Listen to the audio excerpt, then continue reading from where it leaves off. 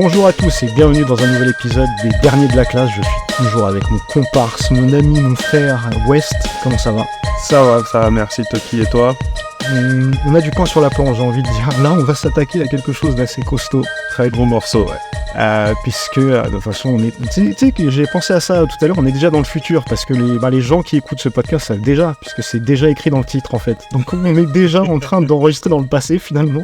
Donc il y a zéro surprise, on va parler des dessins animés Marvel, mais les derniers de la classe, du coup, sortis dans les années 90, donc ceux qu'on a connus quand on était gamin. Exactement. Gros morceau, effectivement, parce que extrêmement dans l'ombre, on va dire, des deux colosses qui étaient X-Men et Spider-Man. Qui déjà à l'époque avait ravi les fans par la qualité de leur adaptation et aussi leur longévité. Oui, parce que là, les dessins animés qu'on va traiter, ils n'ont pas eu ce traitement-là, quoi. On va dire que c'est pas du tout le même succès, c'est pas du tout le même nombre d'épisodes. Je pense qu'on va rentrer directement dans le sujet.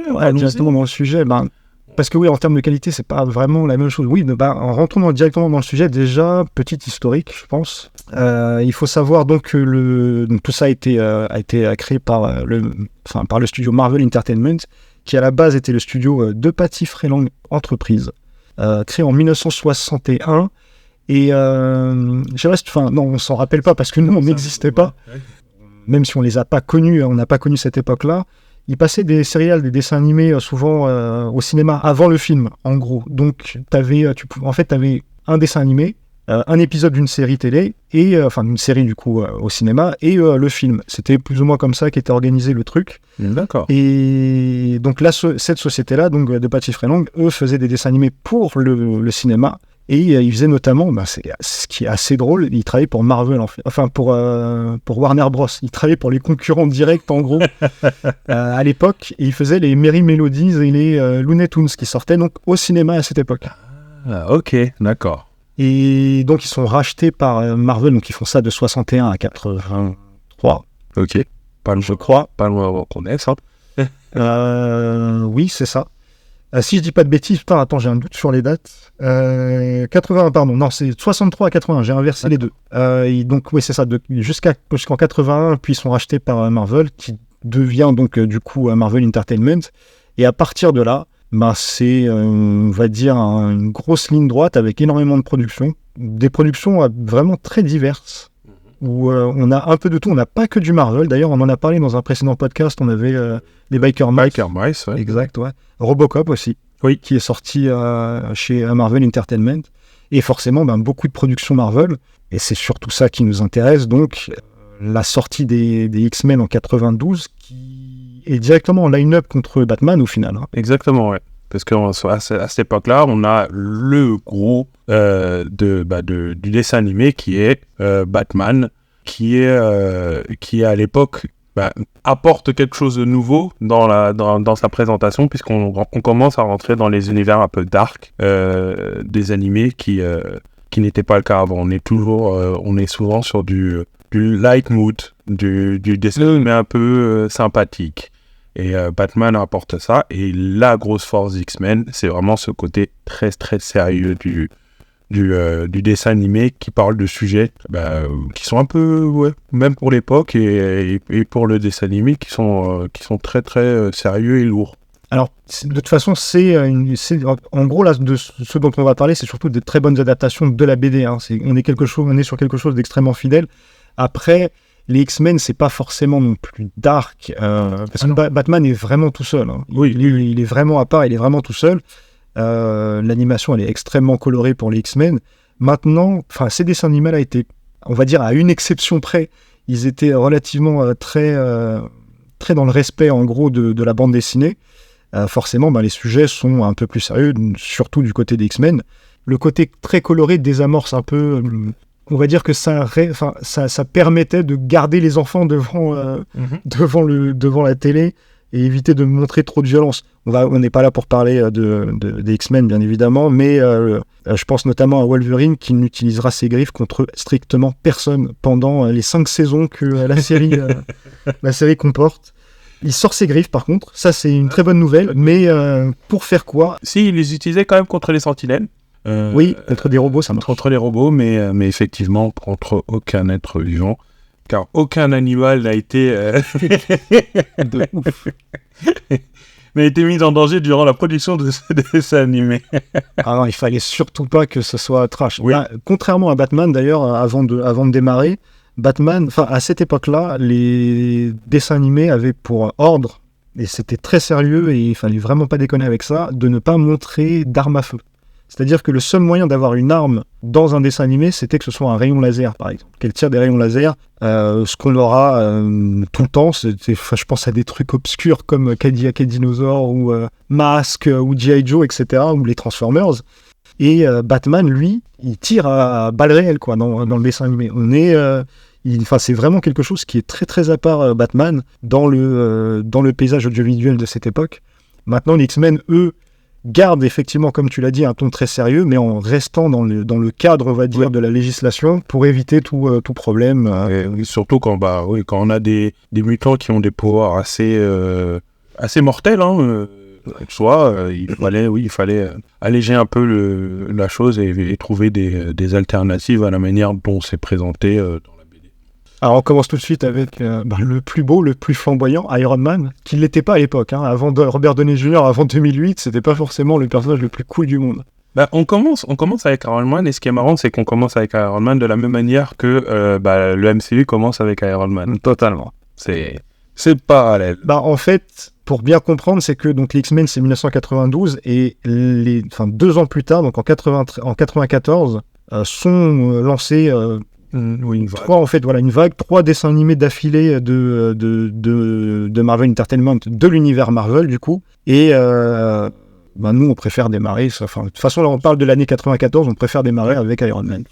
Qui est diffusé en 1994 en France sur Canal+, en tout premier, et qui a 2 saisons pour 26 épisodes. Et ensuite, qui est rediffusé en France par TF1 en 1998. Donc, je pense que la plupart des gens l'ont connu certainement en 1998 quand elle est rediffusée sur TF1. Alors moi, la série, je l'ai revue. Et donc, je vais commencer par dire que visuellement, je trouve ça beau. Ouais, totalement d'accord. Parce que c'était aussi une époque où on s'essayait à des nouvelles choses, et notamment la 3D. Alors, j'ai des trucs à dire là-dessus, mais vas-y. Mais ouais, donc à part ces petits passages qui étaient vraiment anecdotiques, généralement utilisés au moment de la transformation, où l'on utilisait une espèce de 3D pour le montrer enfiler son armure, ou quand il avait fini d'enfiler son armure. Mais visuellement, je trouve ça assez beau. Non, effectivement, je vais dans ton sens. Déjà, ce qu'il faut savoir, et ça on en parlera, je pense, un peu tout le long du podcast, enfin on verra d'ailleurs, mais ce qu'il faut savoir, c'est que c'est plusieurs boîtes d'animation qui en fait ont travaillé sur ces séries. Donc il n'y a jamais qu'une seule boîte d'animation. Donc en fait, en gros, c'est aussi pour expliquer pourquoi est-ce que souvent dans les dessins animés, vous n'allez pas avoir la même qualité d'animation. C'est-à-dire que des fois, c'est tel studio qui le gère, des fois, c'en est un autre, etc., etc. Donc ça, on en reparlera. Mais déjà, ce qu'il faut savoir, c'est que Iron Man, il est totalement donc dans son époque. C'est-à-dire qu'il fait ce que, on va dire 90% des dessins animés de cette époque faisaient. Il te fait une intro qui est délirante, qui est géniale, et tu redescends tout de suite sur Terre au bout des premières minutes. Alors moi, j'ai beau apprécier cette époque, je pense que c'est vraiment typique de l'époque. Moi, ça me dérange pas, j'ai grandi avec ce type d'animation, donc je trouve ça effectivement très correct. Mais à chaque fois, ça m'énerve de voir ces intros qui sont ultra belles, ultra travaillées. On avait parlé des Tortues Ninja dans un précédent podcast. C'est exactement ça, quoi. Et le plus gros crachat à ton visage, c'est la saison 2, parce que on y reviendra dans quelques instants, mais en gros, les films Iron Man ont pas mal repris en fait des petits tics et des petits gimmicks en fait qui ont été mis en place dans le dessin animé Iron Man donc de 94, et notamment dans l'intro de la première saison, t'avais cette transformation, donc cette mise de costume avec, la valise. Et ça, je l'ai tellement en tête, et du coup, quand j'avais vu Iron Man 2, je me suis dit, c'est comme dans le dessin animé, tu vois. Mais le plus gros crachat, ça reste le générique d'intro de la 2e saison, où là, c'est full Iron Man, en fait. Ils ont vraiment, littéralement, repris l'intro, je pense, d'Iron Man, le dessin animé, saison 2, pour le premier Iron Man de 2008, parce que tu sais, tu vas avoir l'idée de la forge, le marteau, l'Iron Man qui est en train de fabriquer ses armures, et c'est tellement bien dessiné. Ah oui. Alors, je le mentionnerai aussi. Mais par contre, le générique de la saison 1, on est dans un générique des années 90. C'est-à-dire qu'on sort sur un gros titre Iron Man. Ensuite, on voit une liste de personnages qui est en plus tirée d'un épisode. Donc, c'est même pas un générique original. Et chaque personnage est nommé, en fait. Donc, il y a les ennemis, les gentils. Le générique de la saison 1, pour moi, est vraiment... Il n'est pas raté, puisque pour l'époque, c'était souvent ce qui était fait, mais il n'est pas à la hauteur de la qualité du dessin animé après. C'est, par contre, sur d'autres séries dont on parlera, où je trouve que le générique, en fait, pour moi, ça survend la série. Mais pour le coup, pour Iron Man, oui, on est vraiment sur ce truc des années 90, où tu vois chaque personnage apparaître avec leur nom, avec une typo... on a l'impression qu'on est sur une présentation PowerPoint. Et c'est génial, c'est kitsch, c'est génial. Mais si vous voyez le générique, et qu'ensuite vous vous dites c'est ça, non, le dessin animé qui est derrière est sympa. C'est un des dessins animés Marvel qui a pris le plus de liberté avec la bande dessinée. C'est pour ça que tout à l'heure en intro je disais que c'est très fidèle à une exception près, mais l'exception en fait c'est Iron Man. Au final il y a très très peu de choses que tu pouvais retrouver dans la BD qui sont dans le dessin animé. Ils ont pris vraiment beaucoup de liberté avec le développement, avec ce qui se passe, même sur certains épisodes tout simplement. Ce qui n'était pas pour me déplaire au final. La blague, et ça je le dis, je me permets de le dire aussi en intro pour éviter de le répéter plus tard, mais la blague c'est que moi je me rappelle de ce dessin animé, je me rappelle sincèrement l'avoir vu, et je me rappelle sincèrement d'avoir vu tous les dessins animés à l'exception du dernier dont on va parler. Lui je ne l'ai pas vu à l'époque, mais la blague c'est que j'en ai parlé à d'autres personnes qui n'ont aucune idée de ce que je raconte. Quand je leur ai dit qu'en fait, on préparait des podcasts avec toi, et que un des thèmes, ça allait être les dessins animés Marvel, ils m'ont tous dit « Putain, vous allez traiter les dessins animés des années 60 ». Et en fait, je leur disais « Bah non, on n'était pas nés. L'idée, c'est de parler de dessins animés qu'on a vus, tu vois. » Oui, et qu'on a connus. Et quand je leur ai dit « Non, quand je parle des 4 Fantastiques, je parle des 4 Fantastiques de 96. » Et les mecs m'ont dit « Mais qu'est-ce que c'est ?» On n'a jamais entendu parler de ça, quoi. Enfin, 94, pardon, j'ai dit n'importe quoi. Mais c'est vrai, en y repensant, ça a été très très peu diffusé, en vrai, mais c'est une catastrophe. Oui, mais c'était pas non plus... c'était les derniers de la classe, c'était pas non plus le dessin animé vedette sur les chaînes sur lesquelles ils ont été diffusés. Donc, ils étaient là, on les a vus, mais je pense pas que c'était non plus le dessin animé que tout le monde... qui a été annoncé et été attendu et regardé par la masse. Mais ça en restait du bon dessin animé. Moi, je trouve que les histoires dans Iron Man étaient de qualité et il y avait une vraie intrigue pour la plupart des épisodes. On était sur un dessin animé qui, même maintenant, à re-regarder, était intéressant. J'ai beaucoup apprécié les re-regarder. Moi, je suis de ton avis. Après je me rappelais pas. Enfin, c'est toujours ça le problème, c'est à la revoyure, tu sais, quand en fait les films ont tellement établi le personnage, le fait de se rappeler, parce que oui, nous on a grandi avec cette vision-là d'Iron Man, le fait qu'il ait une moustache, qu'il ait une coupe mulet, et que ce soit pas finalement une si mauvaise personne que ça. Tellement, on va dire, Robert Downey Jr. a personnifié le bonhomme, quoi, lui a donné une espèce de... En fait, c'est comme s'il avait redéfini le bonhomme. C'est comme s'il avait dit, à partir de maintenant, c'est ça Iron Man. J'ai mis du temps à m'y remettre, tu sais, le côté... Il est un peu fleur bleue, d'ailleurs. Enfin, dans certains épisodes, tu vois, il est un peu beau gosse, mais ça corps de jupon, tu vois. Mais ça représente pas l'Iron Man de la bande dessinée, hein. C'est pour ça que je dis qu'ils ont pris des libertés avec celui-là. Parce que la représentation faite par Robert Downey Jr. et dans le MCU est un peu plus fidèle à Tony Stark dans la BD. C'est-à-dire que dans la BD, on est sur un Tony Stark qui est dépressif, alcoolique, imbu de lui-même, ce qui est même pas le cas de Robert Downey Jr. dans le MCU. Il est un peu plus soft quand même, Mais dans la BD, il est vraiment, vraiment pas mauvais, puisque ça reste une bonne personne. Mais c'est un vendeur d'armes, quoi. il est quand même, il a un caractère qui est pas facile. Donc, je crois que c'est justement dans le dessin animé, puisque c'est un dessin animé pour l'époque, il a été un peu allégé et rendu un peu plus sympathique. Ouais, mais c'est justement ça qui m'a perturbé. Vraiment, j'ai mis vraiment pas mal de temps en fait à me dire attends, mais c'est d'accord, ok, donc on est parti sur ce délire-là. Mais c'est un des trucs que j'avais plus ou moins oublié. Moi, ce que je me rappelais, c'était vraiment donc toutes les phases de je mets mon armure. Oui. C'était quand même très marquant au final à ce moment-là. Après, c'est vrai que pour moi, c'était pas un des personnages que je lisais beaucoup.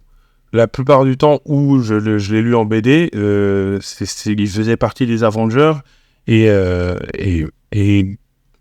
Quand on lit un Avenger, généralement, on ne se pose pas plus que ça sur la personnalité. On a des personnages, comme il y a beaucoup de personnages, c'est l'intrigue, c'est l'action. Donc dans la BD, moi, la plupart du temps où je l'ai vu, Iron Man, je crois que j'ai eu quelques BD où c'était lui tout seul, mais sinon, c'était dans le cadre des Avengers. Ouais. Donc, pour moi, Iron Man était un personnage secondaire. C'était pas un personnage aussi principal qu'il l'est, même dans l'univers Marvel, puisque pour moi, de toute façon, c'était, même en BD, c'était les 4 Fantastiques, X-Men, qui étaient les gros poids lourds, Hulk et Spider-Man.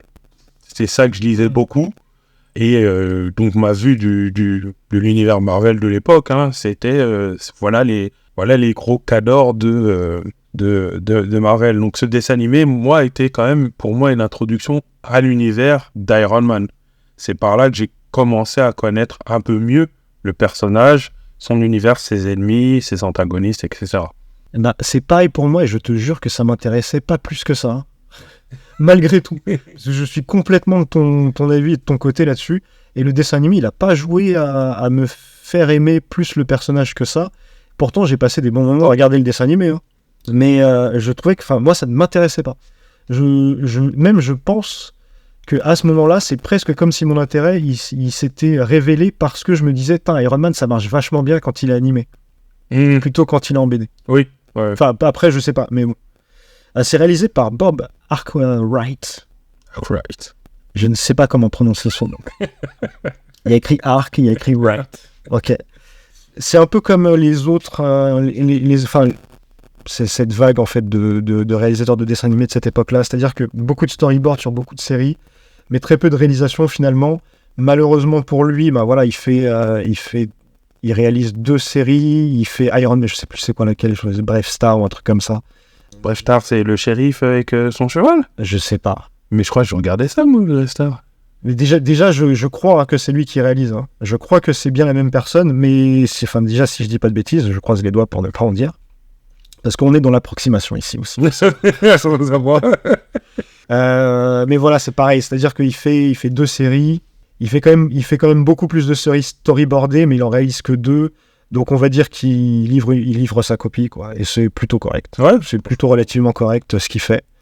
Et je pense que c'est pareil, c'est les séries en fait qui ont été surtout co-réalisées. Il y a beaucoup des producteurs qui étaient réalisateurs eux-mêmes et qui deviennent producteurs, qui ramènent d'autres réalisateurs sur les séries, etc., etc. Enfin, pour moi, c'est une espèce de merdier d'une certaine manière, parce que c'est des trucs qui sont coproduits, co-réalisés, co-créés souvent, mais tu te retrouves avec des gens qui en fait tu sens quand tu commences à t'intéresser à la bio de certains gars, tu te rends bien compte que là, sur un des co-créateurs, t'en as un qui tenait vraiment la baraque comparé à celui qui surtout au vu de ses autres productions, tu te dis, lui, il est venu livrer sa copie en fait. Ce qui est un peu dommage, parce que tout ça te donne un côté très factice, je trouve. Là où on parlait de Batman, là où Batman c'est tenu par des gens, et en fait, t'as une constance. Est-ce que justement, c'est pas... c'est une question que je pose, est-ce que justement, c'est pas... à ce moment-là, Marvel, on sait déjà qu'ils sont un peu financièrement dans une passade, est-ce que c'est pas un moyen de se dire, bon, on y va, on produit des choses pour essayer de sauver le bateau d'une manière ou d'une autre? Bah, je pense pas, parce que tu sais, c'était pareil pour les autres dessins animés. Enfin, on en a, je sais plus lesquels on a traités, mais c'était pareil en fait. C'était des mecs qui co-réalisaient et c'est pas forcément du Marvel. Donc je pense pas que ça rentre en ligne de compte de est-ce qu'on essaye, est-ce qu'on est en concurrence. Je crois que c'était juste une méthode de production. Ce qui fait que tout ça n'est pas très habité malgré tout. Voilà. Enfin, je pense que c'est important de le dire. Ouais. C'est pas non plus le truc qui va vous transporter. C'est justement, selon moi, justement parce que c'est loin d'être habité. Ah ouais, moi, je trouve que c'est une bonne introduction si on connaît pas le personnage et qu'on veut rentrer doucement dans l'univers d'Iron Man. C'est une bonne introduction, telle que le serait de toute façon le premier film à l'écran pour un public qui n'a pas connaissance. C'est une bonne introduction au personnage, je trouve. Surtout que c'est plutôt bien fait, c'est-à-dire qu'on fait pas de l'origin story directement. On introduit des personnages, on prend le temps de les expliquer. Chacun passe par un épisode original story. Et donc, du coup, un personnage qu'on a vu là, donc on sait sa motivation, on la comprend en suivant la série et les saisons. Donc, c'est une bonne introduction, je trouve, à Iron Man, si vous n'avez jamais lu les BD. Le prochain ? Le prochain... 4 fantastiques. Fantastique. Moi, j'ai envie de dire, avant qu'on rentre un peu dans les détails, c'est juste donner un petit peu qu'est-ce que c'est les 4 Fantastiques. C'est l'une des premières séries de Marvel en BD, qui a été créée par le grand Stan Lee. Et la grosse particularité de la série Les 4 Fantastiques, c'est que c'est une famille. Le cœur de leur histoire et le cœur de leur aventure, c'est toujours la famille. Donc on est sur du Fast and Furious. Avant l'heure. Je l'ai pas vu arriver celle-là, mais t'es un malade. On avait dit qu'on n'était pas méchant avec les séries. Hein. Non, mais pourtant, c'est une des séries que j'appréciais beaucoup à l'époque. Mais c'est toi qui m'as fait découvrir ça. Pas le dessin animé, mais la bande dessinée. La bande dessinée. Ouais. Non, attends. Donc la série c'est produit en 1994, enfin diffusé en 1994 aux USA et en France en 1999, d'abord sur Télétoon et ensuite sur TF1 en 2003. On est sur 26 épisodes et une saison. Donc ça, c'est un run assez court. Alors, ce qu'il faut savoir, c'est que le studio en question... Alors, j'ai plus le nom, pardon. J'ai plus du tout le nom en tête du studio. Mais on va dire que les dessins animés dont on traite là ont relativement, on va dire, le même design, la même qualité d'animation, même si, comme je l'ai expliqué, par rapport à certaines saisons ou certains épisodes, carrément au sein de la même saison, c'était d'autres studios qui bossaient. Je pense au studio Passy, par exemple. J'y reviendrai tout à l'heure. Mais t'avais Rainbow Productions, t'avais plein de studios différents. Et c'est pour ça que souvent, entre différents dessins animés, sur certains épisodes, en fait, on n'était pas dépaysé parce que on avait l'impression d'avoir déjà vu cette animation-là, mais en fait, on l'avait vu dans un autre dessin animé. Et donc, t'as des vraies différences en fait d'animation et de design au sein d'une même série, mais qui est pas forcément dépaysante par rapport à ce que t'as l'habitude de voir. Mais là, ce qui est assez marrant, c'est que les productions Marvel, elles se tiennent quasiment toutes en termes de design, et les 4 Fantastiques, on ne sait pas d'où ça sort, et en fait, eux, ils ont plus ou moins gardé l'esprit Hanna-Barbera. Bah en fait, c'est parce que c'est Hanna-Barbera qui produit. Donc, la compagnie qui produit s'appelle Wong Film. Et donc, c'est une compagnie taïwanaise, très, très, très, très vieille. Je n'ai pas les années, qui appartenait à Hanna-Barbera. Et qui a entre autres produit les Street Sharks, dont on a parlé dans un podcast avant, Silverhawk ou Thundercat, et notamment même on travaillait sur de l'animation japonaise en produisant les films Yu Hakusho. Mais c'est une maison de production qui est vraiment énorme, puisqu'elle a des commissions et travaillé pour les studios Disney, pour Dick, oui, on a parlé, et d'autres. En fait, ils ont vraiment un CV énorme et continuent en fait même à produire. C'est une compagnie qui existe encore avec les différentes branches dans différents pays et sur différents projets, notamment avec de l'animation 3D, etc., etc. Mais c'est vrai que ils ont pas, enfin, c'est pas les seuls hein, sur la production des 4 Fantastiques. Il y a, comme tu dis, il y a plusieurs autres studios, mais je crois qu'ils ont une grosse partie des épisodes et des saisons.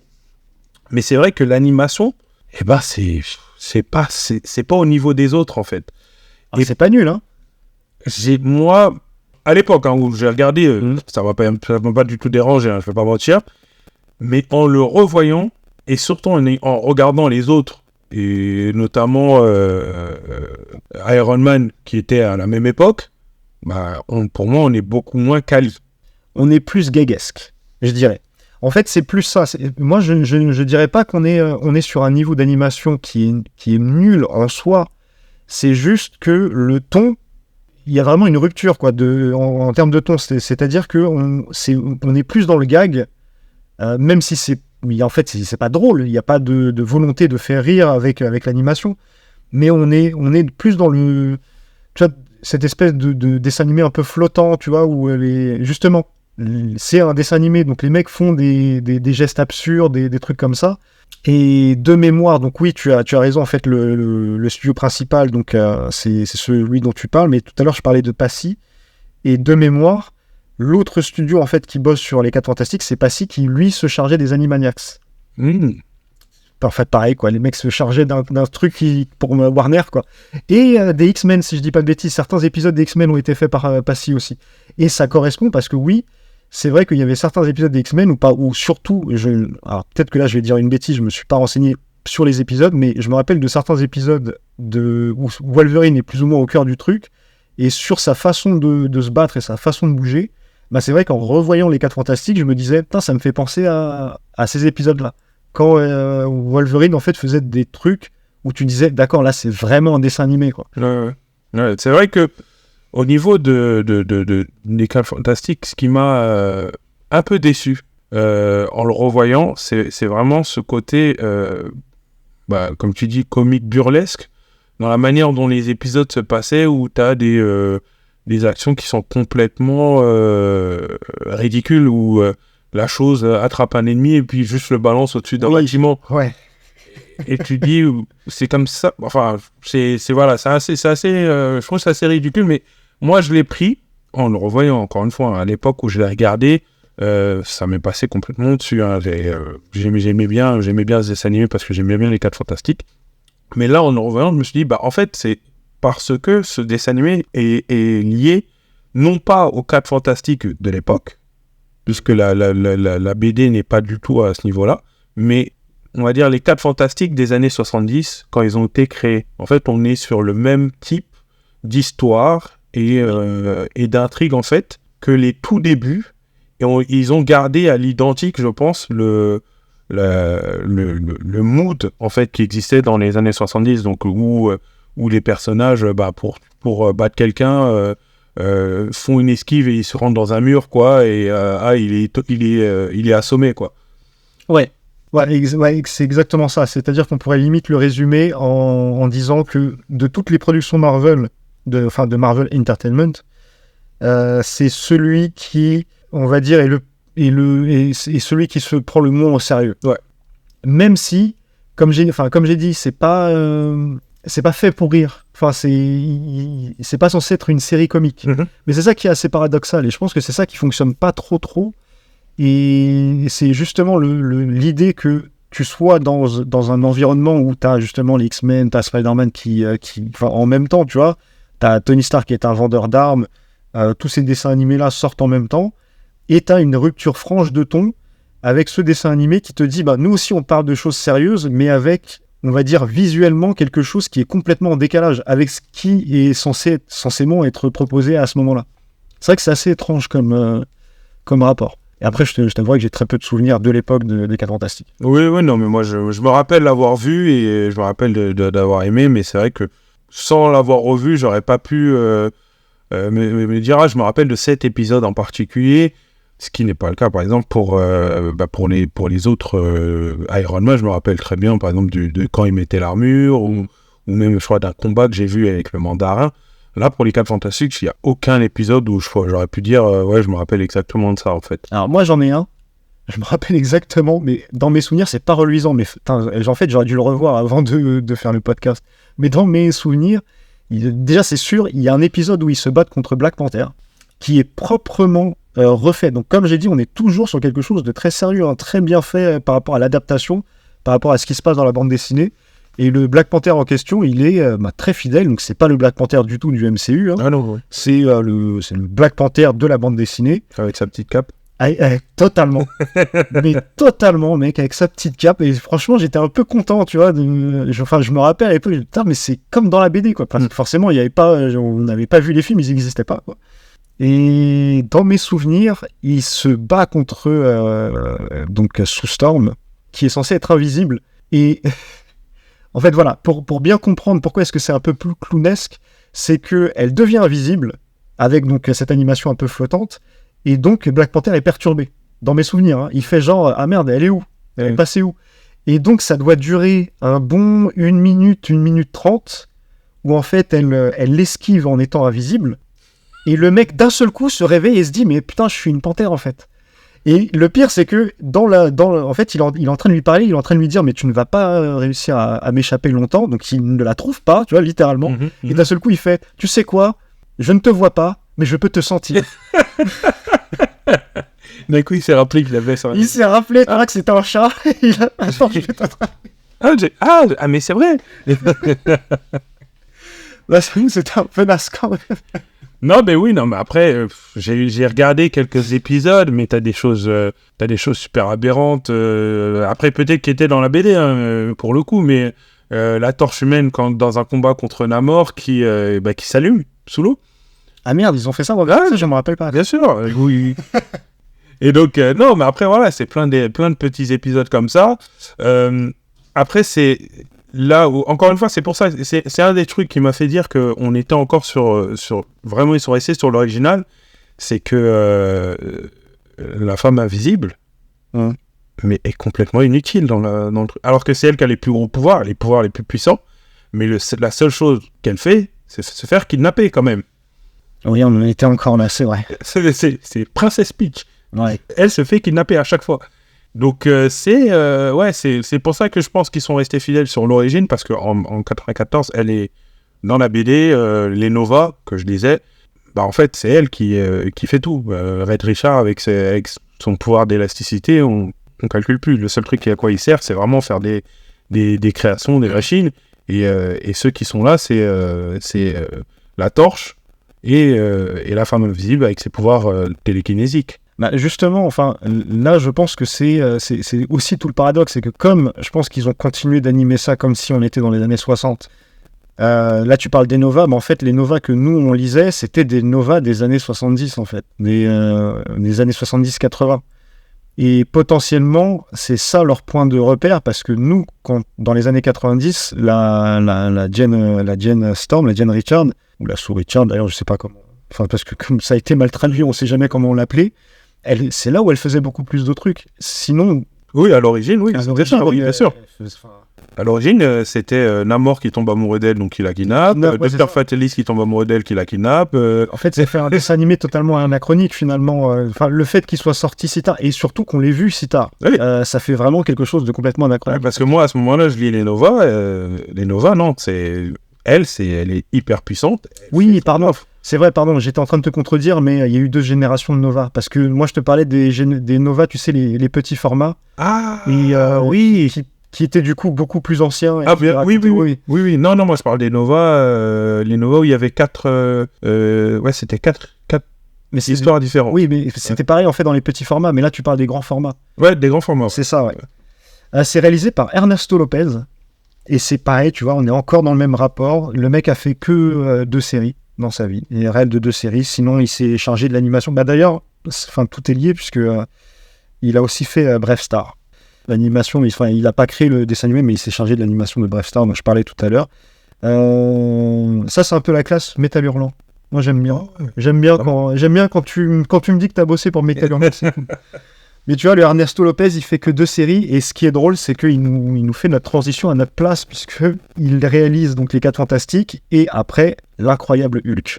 Donc voilà, le mec aura réalisé 2 trucs, Et deux trucs pour Marvel, donc déjà c'est pas si mal que ça. Et comme d'hab, je te laisse en parler, mais moi, l'Incroyable Hulk, j'aime beaucoup. Moi aussi. Alors, moi, j'aime beaucoup l'Incroyable Hulk, parce qu'en plus, Hulk, c'était un des premiers personnages dont j'ai un accès à la télé. Avec l'ancien Hulk, La série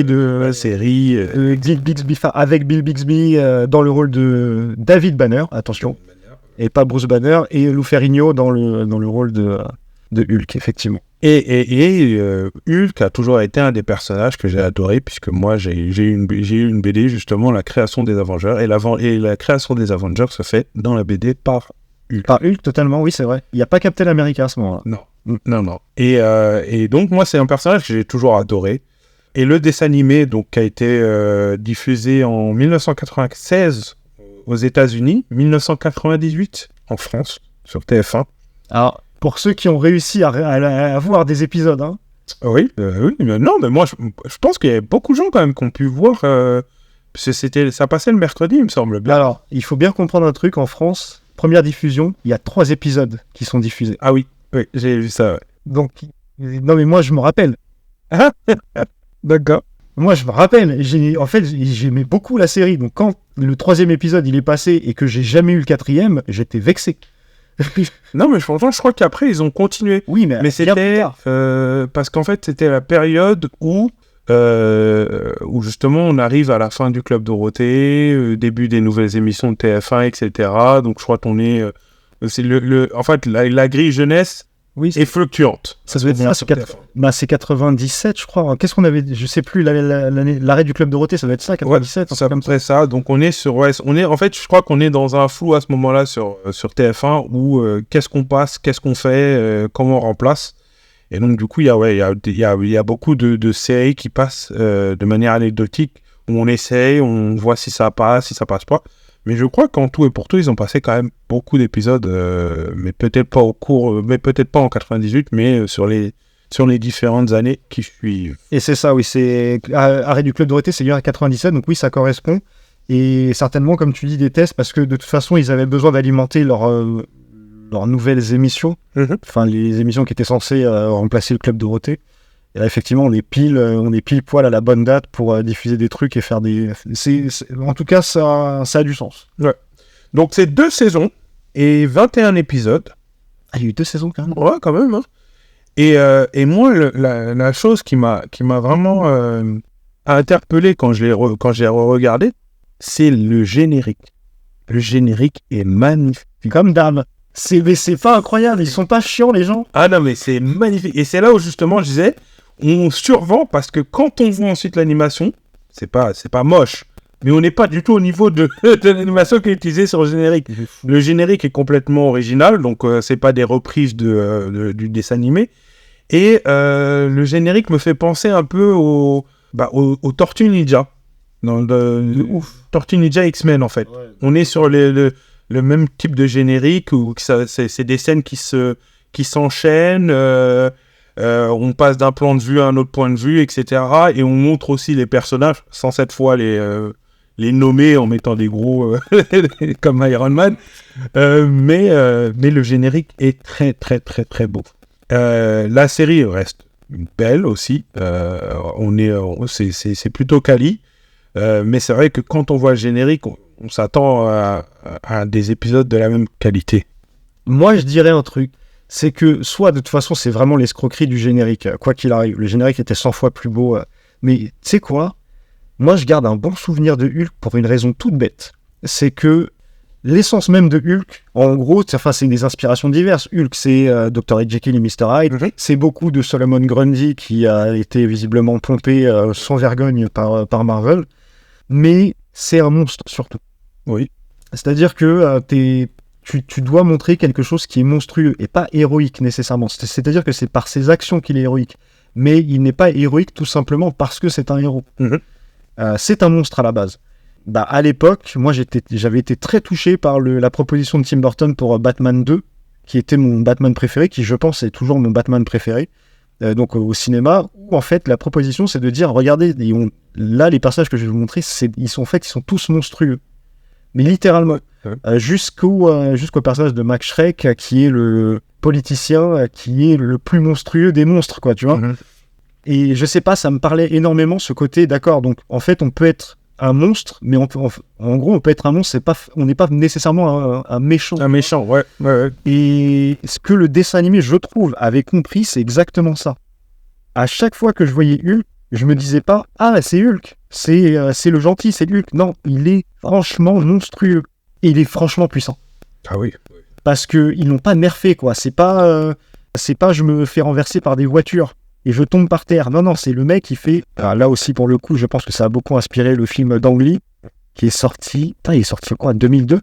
Je sais plus. Ouais. Bref, c'est pas très important, mais bon, la première adaptation cinématographique de Ang Lee, où t'as cette scène où il est dans un canyon et il défonce des hélicoptères et des avions, tu vois. Mais en fait, t'as littéralement un épisode entier qui est construit comme ça. Le mec est surpuissant et surtout... il te fait flipper, quoi. Il a pas une tête de mec sympa. Non. Mais pas du tout. Et jusqu'au point où, ça j'avoue, c'est un peu drôle, c'est que en fait, il change pas vraiment d'expression faciale, il fronce toujours les sourcils, et même quand Betty, donc sa femme, en gros, le concept de Hulk, c'est que pour le retransformer en être humain, il faut qu'il s'apaise totalement. Donc généralement, c'est un personnage avec qui il entretient une relation intime, entre guillemets, qui va réussir à le faire redescendre, etc. Et là, en l'occurrence, c'était sa compagne, Betty. Et alors, je me rappelle plus si c'était tous les épisodes qui se finissaient comme ça, mais je me rappelle d'une fin d'épisode où il va pour se barrer. C'est comme dans la série avec Lou Ferrigno et Bill Bixby. Sauf que là, il est toujours en Hulk. Et en fait, il saute et il s'envole, en gros. Et elle lui dit au revoir et elle essaie de l'apaiser. Il a toujours les sourcils froncés, elle lui fait un bisou, ça m'avait mis mal à l'aise. Parce que c'est littéralement un monstre, en fait, tu vois. Elle lui fait un bisou sur la joue et je m'étais dit, mais c'est dégueulasse. Non, mais oui, mais même tous les personnages qui gravitent autour, à part bien sûr les humains, Ross, etc., tous les personnages qui gravitent sont monstrueux. Mais c'est totalement, exactement. Ouais. Ses ennemis sont monstrueux. En fait, c'est vraiment un enchaînement de monstres en montrant que, pour moi, c'est justement montrer que être monstre ne veut pas dire être méchant, mais il y a quand même des monstres méchants. Et il y a aussi des non-monstres, qui est pour le coup le général Ross, qui est complètement humain, mais qui est, dans sa manière de faire, monstrueuse. Mais c'est vrai que t'as complètement expliqué le grand thème de Hulk et la raison pour laquelle moi j'adorais Hulk en BD, c'est que on nous proposait des scénarios qui étaient pas des scénarios de super-héros traditionnels.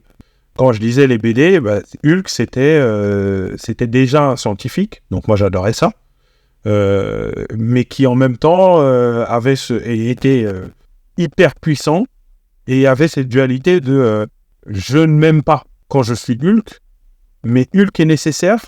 Donc, c'était souvent Banner qui cherche une solution, et au final, la solution, c'est de se transformer en Hulk parce qu'on va résoudre le problème. Parce que la violence est toujours la solution. Mais c'est ça que t'as pas compris, en fait. J'avais pas compris ça à l'époque, mais non, c'est ça. C'est vrai que quand tu le dis comme ça à voix haute, c'est vrai que c'est un peu con, quoi. Parce que tu me dis, le mec, c'est un scientifique, j'ai pas la solution, je vais péter le... Non, mais attention, c'était cool quand même. Non, c'était très, très, très cool. Et d'ailleurs, pour revenir un peu sur le générique, moi, m'a fait penser aussi au niveau de l'animation, parce qu'il y avait ce côté très ombre, etc.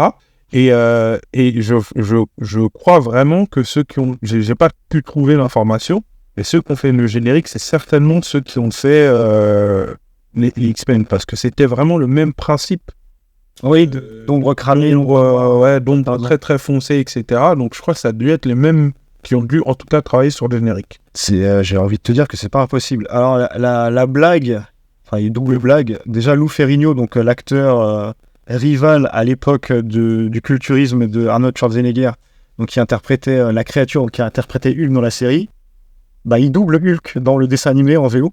C'est un peu marrant quand même, nous on n'a jamais entendu. Et de toute façon, je pense qu'on n'aura jamais calculé, parce qu'on ne l'entendait pas en fait, Hulk dans la série, il faisait... Là, justement, c'est pour ça que... Attends, faudrait peut-être vérifier l'info, mais pour moi, donc, le film d'Ang Lee sort en 2002, et ça pourrait correspondre parce qu'il n'y a pas de raison de sortir un DVD de la série en 2003, Pourtant, ils l'ont fait. Et la blague, c'est que même en sortant le DVD de la série, ils ont sorti un DVD, c'est-à-dire 4 épisodes. Donc non seulement la série n'a pas vraiment été diffusée en France, mais le pire, c'est que quand il y a un regain d'intérêt et qu'ils se disent on va le faire, en fait, ils sortent 4 épisodes. Et je crois qu'il faut attendre un truc 5 ans pour qu'ils se disent venez, on en met plein en fait des épisodes de Hulk, parce que peut-être qu'il y a des gens qui vont l'acheter. Enfin, c'est très étrange parce que c'est une série qui est mal aimée, j'ai l'impression, en tout cas en termes de... par rapport aux diffuseurs, je parle. Visiblement, comme j'ai dit, c'est trop vénère, quoi. Tu sors 3 épisodes, tu laisses mourir la série, tu reviens quasiment 10 ans plus tard, tu vois, pour sortir 4 épisodes en DVD, comme si en fait, je sais pas, il y avait un truc de dérangeant. Et c'est un peu un crève-cœur dans le sens où la série est pas fantastique. Le podcast s'appelle Les Derniers de la Classe non plus, faut pas déconner. Comme j'ai dit, on n'est pas sur les niveaux X-Men et Spider-Man. Mais ce que je veux dire, c'est que si jamais on devait virer les dessins animés qui avaient au moins ce niveau-là de narration et au moins ce niveau-là graphique, on aurait eu beaucoup moins de dessins animés. Tu vois ce que je veux dire ? Donc je vois pas en fait pourquoi est-ce que Hulk a mangé à ce point-là comparativement à ce que on a parlé des Creepy Crawlers. Ouais, effectivement. Mais après, je pense que c'est aussi dû au personnage. C'est un personnage qui est dans la culture, mais qui n'est pas populaire. Peut-être que tu as raison, il est plus maintenant avec le MCU. Il est peut-être maintenant plus avec le MCU, mais je pense pas qu'à l'époque, il était populaire. En tout cas, chez les Américains, oui, puisque tu as toujours eu Hulk, il a toujours eu sa série, etc. Des vidéos aussi. Ouais, mais pour nous, en tout cas en France, à part le film, le personnage a jamais été super populaire, il me semble. Quand tu demandais à quelqu'un un personnage, il te disait Spider-Man, il te disait même plus Captain America ou les Vengeurs que Hulk. Hulk, c'est un personnage qui, dans la même veine que pour moi Batman, c'est un personnage qui parle beaucoup de tout l'aspect mental, avec le dédoublement de personnalité, et qui est très profond dans son écriture. Alors, je sais pas si je suis d'accord avec toi dans le sens où la série télé, elle est relativement légendaire. Hein. Oui. C'est-à-dire que, en fait, il faut pas oublier un truc, c'est que la série télé, elle a quand même été diffusée régulièrement. Moi, je me rappelle petit, alors, pour l'anecdote, et ça reste entre nous, bien évidemment, hein, personne ne nous entend. Je la regardais sous la table. Parce que j'étais terrifié, en fait, par Hulk, je sais pas pourquoi. Comme si elle allait me protéger. C'est quand même beaucoup d'épisodes, et c'est notamment pas mal de téléfilms avec, avec les crossovers, tu vois, il y a eu Thor, qui était, après ça valait ce que ça valait, quoi. Faut pas non plus, on va pas surélever le truc, mais ça a le mérite d'exister. Il y a eu le procès de l'incroyable Hulk. Il y a eu donc Matt Murdock, comment ça s'appelle, Daredevil, qui est la première fois qu'on le voit, quoi, en gros. Hein. Et je pense d'ailleurs que le costume dans la série, alors c'était pas la série Netflix à l'époque. Qui a fait la série d'ailleurs ? Il y a une série avant la série Netflix ? Mais c'était une série, mais c'était pas Netflix qui faisait la série avant. Si. Dès le départ, c'est Netflix. Dès le départ, c'est Netflix. Ok, mea culpa, c'est moi qui dis n'importe quoi. Mais tu sais, le costume tout noir avec le bandeau sur le visage. Ah oui. Il était habillé comme ça en fait dans le film. Non. Il était pas en rouge, il était en noir et il avait un bandeau intégral. Oh là là, le clin d'œil que je... Ouais, je pense que c'est un clin d'œil. Parce que techniquement, il est comme ça, le Hulk le Daredevil dans le Hulk. Et il y a eu quoi ? En fait, non, il y a eu déjà un premier téléfilm tout seul où juste il pète des trucs.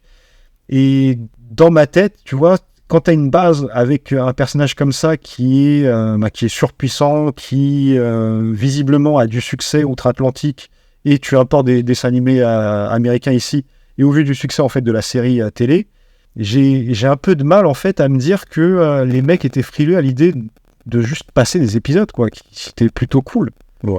Ouais, après, je sais pas, je dis ça parce que je veux dire, même au niveau de Marvel, il a fallu du temps pour qu'il puisse reprendre des séries animées de Hulk. Il y en a eu longtemps après. Après, c'est quand même le premier film du MCU. Même si Iron Man est le film qui a lancé l'univers, mais c'est le premier film qui a été produit, qui fait partie du MCU. C'est Hulk, donc ça veut quand même lui dire qu'il fait partie des gros piliers de Marvel, Mais j'ai l'impression qu'il n'était pas très populaire, en tout cas en France. C'est possible. Alors, c'est co-réalisé. Alors, ça aussi, c'est marrant. C'est donc, je disais que que en fait, c'est toujours une histoire de co-réalisation, donc avec Ernesto Lopez. Mais c'est co-réalisé techniquement par Tom Tarano. Je n'arriverai jamais à prononcer son nom. Tataranovic. Ok. On en avait parlé dans un précédent épisode parce que c'est aussi lui derrière les Biker Mice, derrière Robocop, etc. Et moi, je l'ai vu au générique en tant que producteur exécutif. Donc, c'est ce que je dis, tu vois, je pense qu'en fait, ce mec-là était suffisamment établi et il a effectivement co-réalisé, mais quand tu vois le nombre de productions que Tom Tataranovic, en fait, a fait, comparativement à ce que SLS, lui, a fait, tu te dis, Lopez, pardon, tu te dis, bon, je pense qu'en fait, c'est lui qui tenait les rênes de la série, techniquement. On passe au dernier. J'ai très peu de choses à dire sur le dernier. Je pense qu'on a très peu de choses à dire sur le dernier au vu de ce qui s'est passé. Eh ben, le dernier, le surfeur d'argent. Alors, le surfeur d'argent, c'est un personnage déjà qu'on voit dans les 4 Fantastiques. Donc, je crois que c'est la première fois qu'on le voit dans cette époque, c'est dans les 4 Fantastiques.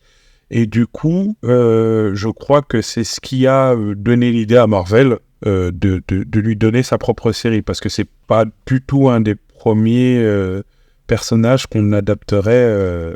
J'ai une version contradictoire avec ce que tu dis. Ah bon?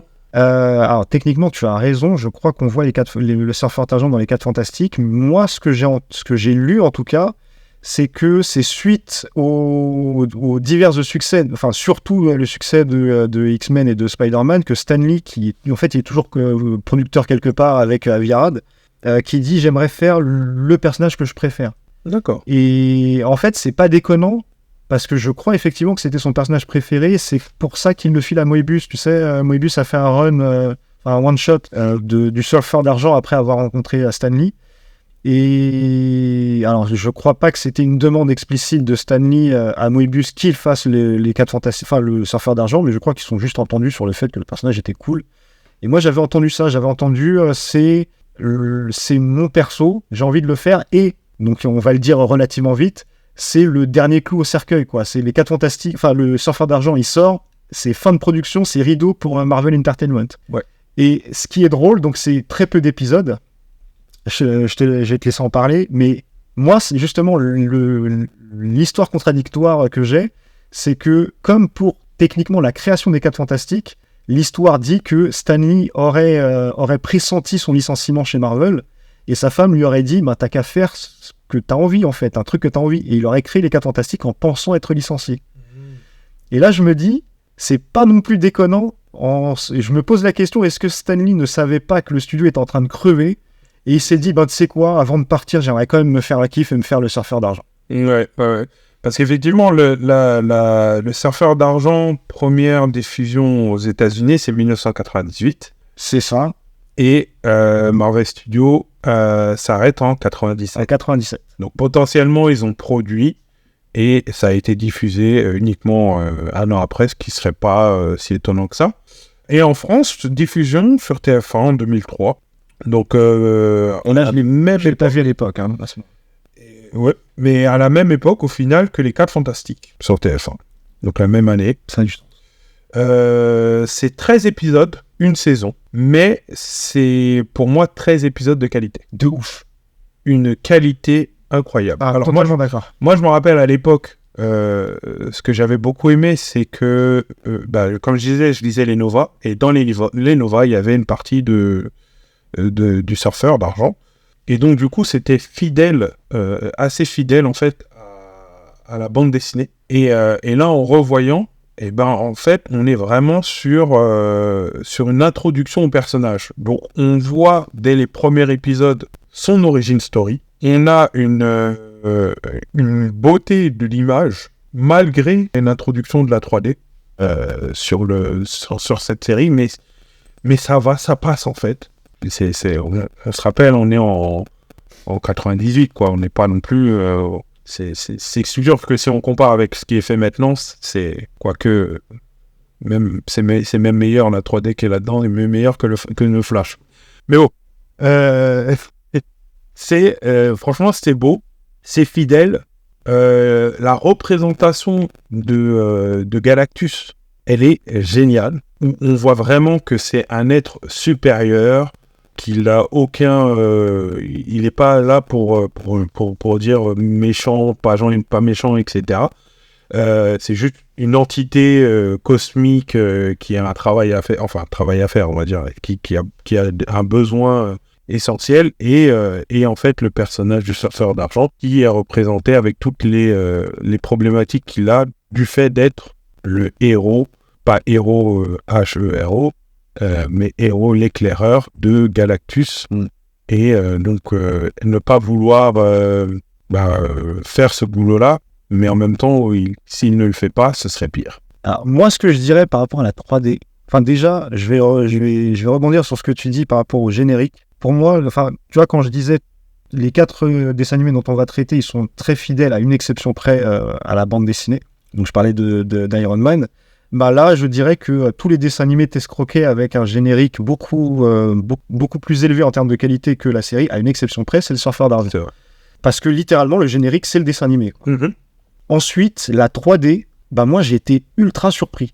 Parce que c'est une utilisation qui est... elle se voit, hein, elle est très visible, mais elle est... Enfin, pour moi, elle est ultra intelligente. C'est-à-dire que elle n'est pas dans le regarder, c'est de la 3D. Tu vois, par exemple, justement, quand tu parles de l'utilisation de Galactus est en 3D. Oui. Galactus, il est quasiment en cel shading. Oui, c'est ça, en plus, c'est du cel shading qui est utilisé, on dirait. Et il bouge pas des masses. En fait, on le voit bouger les mains, jamais rapidement d'ailleurs, et en fait, il y a un côté, justement, de limite très mystique à ces personnages en 3D, et qui, moi, m'a beaucoup surpris. Et effectivement, c'est en fait, c'est que ça, c'est que des épisodes où je me suis dit, mais c'est intéressant, c'est pas bête, c'est profond parfois. Et puis, surtout, la blague, c'est que ça se termine sur un cliffhanger où le surfeur d'argent affronte Thanos. Oui, puis c'est vrai que c'est un peu l'antagoniste c'est exactement l'antagoniste de la série, ouais. Et donc on n'aura jamais la conclusion de ce combat. Il y a vraiment, en fait, en termes de design et en termes de ce qu'on te donne à voir, mais je crois, une vraie recherche en fait artistique, qui est ce qui est pour moi, tout ce que je demandais au surfeur d'argent, en gros. Ouais, c'est vrai, c'est un personnage qui est pas très connu, je pense, par les néophytes, mais c'est un personnage qui est super intéressant. Après, j'en ai lu un petit peu quand j'étais jeune. Après, j'ai plus suivi, mais c'est un personnage qui est pourtant quasiment essentiel à toute la mytho cosmique de Marvel. C'est-à-dire que toutes les grandes sagas cosmiques qu'on a eues à l'époque, le Gant de l'Infini, les Croisades cosmiques, en fait, ce personnage est toujours omniprésent et joue un rôle dedans, limite essentiel. Dans le Gant de l'Infini, c'est lui qui va voir Doctor Strange pour lui annoncer en fait la venue de Thanos, alors que dans le film, ils ont pris Hulk, parce qu'ils n'ont jamais introduit le surfeur d'argent, mais effectivement, voilà, il a ce rôle-là. Mais au-delà même, moi c'est ça que je trouve intéressant avec le personnage, c'est que au-delà même en fait de son importance dans les grands crossovers et dans les grandes sagas cosmiques de Marvel, c'est que à la base, ce personnage-là, c'est l'oiseau de malheur. C'est celui qui vient t'annoncer la mauvaise nouvelle. Il vient même pas t'agresser, hein. Il vient juste te dire « t'es niqué ». Ouais, c'est ça. Puisque Galactus, il arrive et il a décidé qu'il allait manger ta planète. Et tu peux rien faire. Tu ne peux pas le vaincre. Et c'est vraiment au contact, on va dire, des humains et de la population, et notamment des 4 Fantastiques, qui va remettre en cause... Je sais pas trop comment le formuler, parce que en gros, c'est pas qu'il croit en Galactus. Quand je dis qu'il remet en cause, c'est pas comme si Galactus était une espèce de dictateur, tu vois, il croyait en lui. Mais c'est plus comme si il se posait la question au contact des êtres humains, est-ce qu'il n'y a pas une alternative ? Est-ce que c'est vraiment ça ma vie ? Et en fait, c'est comme s'il essayait de briser une espèce de barrière mentale que Galactus lui avait implantée, et de voir en fait s'il n'y a pas une autre solution. Sauf que ce faisant, une fois qu'il est entre guillemets libre, c'est un personnage errant. Et c'est un personnage qui ressemble beaucoup à un Hulk au final, tu sais, d'une certaine manière. C'est-à-dire que c'est le personnage qui va... Hulk, c'est le personnage qui, techniquement, il veut qu'on lui foute la paix. Il se barre, il veut être tranquille, il veut être tout seul parce qu'il sait que ça va faire des dégâts s'il y a des gens autour de lui. Et en gros, il y a un côté très solitaire au personnage de Hulk très dans l'introspection et dans le voyage en gros, puisqu'il doit toujours être en mouvement, toujours se déplacer parce qu'il peut pas rester au même endroit. Et là en fait on retrouve ça avec le personnage du surfeur d'argent, sauf que c'est l'espace quoi. Et là tout de suite c'est incroyable, c'est une espèce d'errance dans l'espace de qu'est-ce que je fais maintenant. Je trouve ça magnifique. Non, c'est vrai. Et surtout que même de manière générale, pour le personnage dans la BD, c'est que c'est un surfeur. Tu sais, c'est cool d'être un surfeur. Tu connais l'anecdote du surf? Non, pas du tout, non. Apparemment, Jack Kirby lui a bien surf parce que ça lui faisait chier de dessiner d'un vaisseau spatial. Case par case, tu sais. Il a fait, vas-y, un surf, c'est fait. Mais c'est cool, un surfeur, c'est toujours cool. Ouais. C'est un surfeur, et en plus, il est en argent, donc le mec, il brille, il est éclatant. Oui, c'est vrai. Et non, c'est vrai que visuellement, ce personnage est très beau. Et il a été d'ailleurs présenté dans les films, dans le premier, c'est le deuxième des 4 Fantastiques. Et je trouve qu'il lui avait malheureusement pas fait, lui avait pas rendu ses lettres de noblesse dans le film, même s'il était très puissant, mais il n'était pas, je crois qu'il n'avait pas assez la profondeur qu'il a réellement dans la BD. Ce qui était peut-être dur à retranscrire dans un film d'une heure et demie de l'époque. Je pense que je trouve horrible ce film. Hein. Vraiment, je le trouve dégueulasse. De toute façon, les 2 films, les 4 Fantastiques et le 3e, l'espèce de reboot qu'ils ont essayé de faire, je trouve que c'est une catastrophe. Mais en gros, je pense que l'erreur qu'ils ont commise, c'est de se dire, venez, on fait le 4 Fantastiques qui vient annoncer la mauvaise nouvelle. En fait, je pense que ça aurait dû s'arrêter là. Ça aurait dû être lui. Parce que faire le surfeur d'argent comme moi je pense qu'il est, c'est faire un film à part. Et là j'ai l'impression qu'ils ont essayé de faire les deux. C'est-à-dire qu'ils se sont dit, ouais mais on manque de respect à tout le monde si on met le surfeur d'argent et que c'est juste le mec qui annonce la mauvaise nouvelle, ok, donc on va faire les deux, d'accord, mais c'est pas lui le héros du film. C'est ça. Et donc tu le vois pas des masses et en fait tu ne peux pas non plus lui donner justement autant de profondeur et lui rendre ses lettres de noblesse. Ouais. Et je pense que c'était la pire idée possible, c'est d'avoir voulu concilier les deux. C'est effectivement, ça aurait été ultra triste de n'avoir que le surfeur d'argent qui est annonciateur de mauvaises nouvelles, mais au moins ça aurait eu du sens. En fait, je pense que si maintenant, dans les conditions actuelles, le MCU qui fait le surfeur d'argent, il ferait le surfeur d'argent en tant que héros de Galactus, et peut-être un crossover film où il arrive sur Terre et dit... Et là, on a le temps d'avoir connu le personnage. Exact. Et les 4 Fantastiques qui s'occupent du problème qu'ils ont là. Mais c'est vrai que, en tout cas, moi, j'ai beaucoup aimé. Et ça m'a fait, au niveau de l'animation, c'est marrant parce que, je crois que c'est aux mêmes dates de sortie. Il y a eu, dans les Spider-Man, donc, grâce à la popularité, en fait, ils ont enchaîné les Spider-Man. Il y a eu donc le tout premier Spider-Man qui doit être sur 2 saisons, 3 saisons peut-être. Et en fait, ils ont fait justement dans les années 90-99 à peu près, Spider-Man Unlimited, qui était en fait une espèce d'interprétation de Spider-Man 2099, où tu sais, il a un costume électrique et des petites toiles, etc.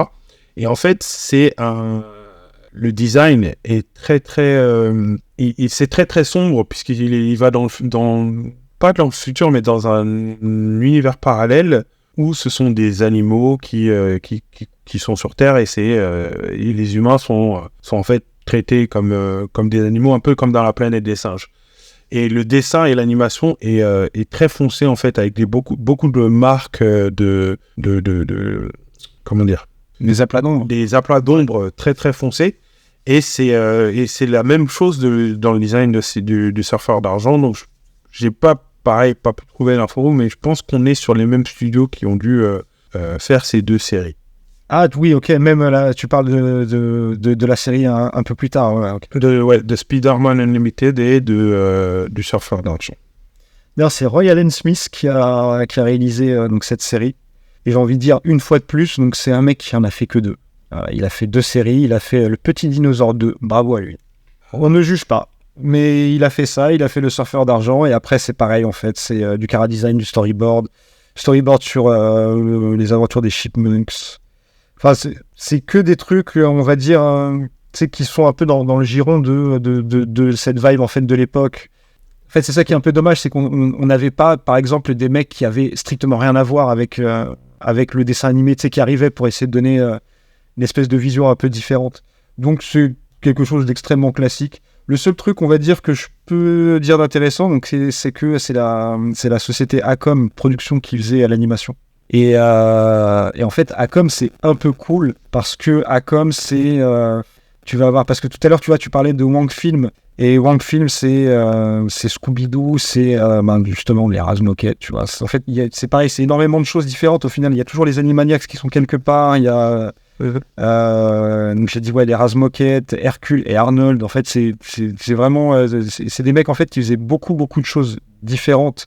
Et on va dire sur des dessins animés qui n'étaient pas nécessairement tous des dessins animés genre un peu rigolos ou un peu voilà, il y avait quand même une espèce de diversité.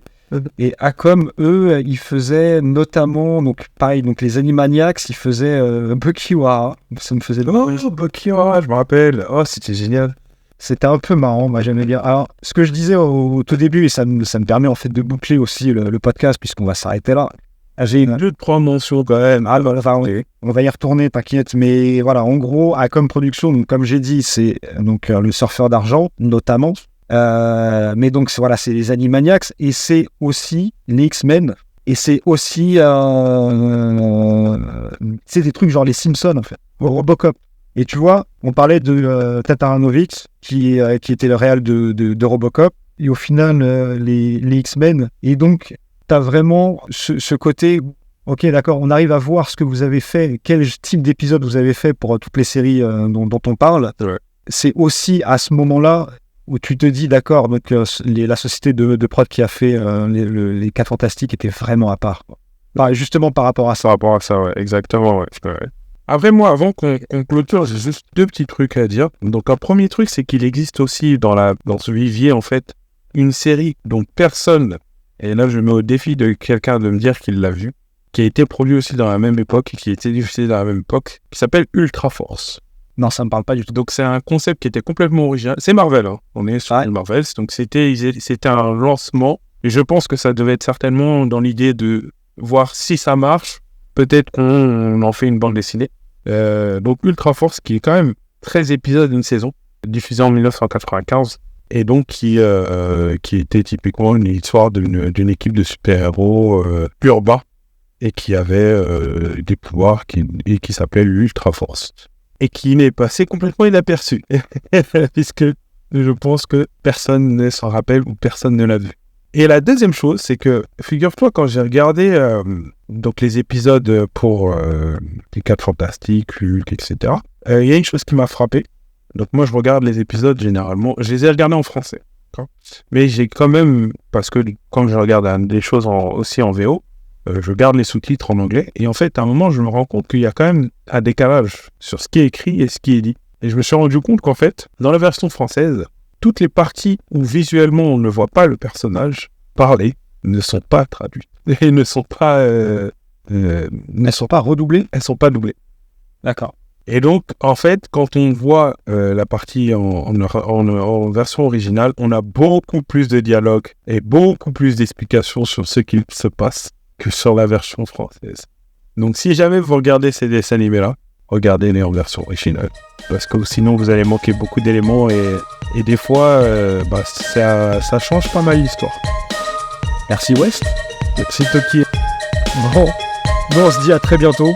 On ne va pas dater les podcasts, je pense. On ne dira pas ce qu'on va faire sur les prochains, mais voilà, on va se retrouver avec 4 nouveaux dessins animés obscurs.